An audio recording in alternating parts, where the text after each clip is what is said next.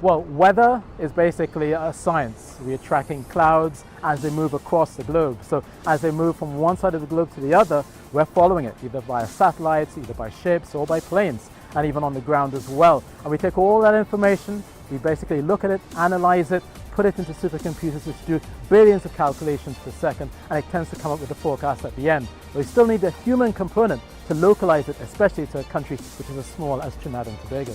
Well, it all basically comes down to man hours in front of the screen, looking at all of the observations at the micro scale, very small town scale to the larger scale, and making sure that you take into account everything from hills to mountains to valleys to the seas to the bays. And as long as you can basically formulate your ideas, and alongside with the computer graphics and models, you can formulate a forecast. And obviously there's also the time between the forecasters at the Meteorological Service, whether locally or regionally, and we basically keep in touch with them. So it's basically a collective effort, a team effort to get a forecast out and to the public.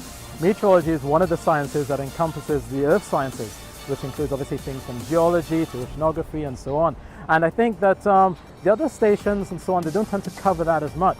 And I realized that there was a gap. There are many things happening in Trinidad and Tobago, not only with our forests, out in our seas as well, as long with our birds and fauna and flora. And I think we needed to capture that because climate change is affecting all those things. And as a meteorologist, I can link the climate change to how it's affecting people on the ground, as well as things that they interact with. So I think everything from farming to fishermen, etc., they all get this influence from climate change.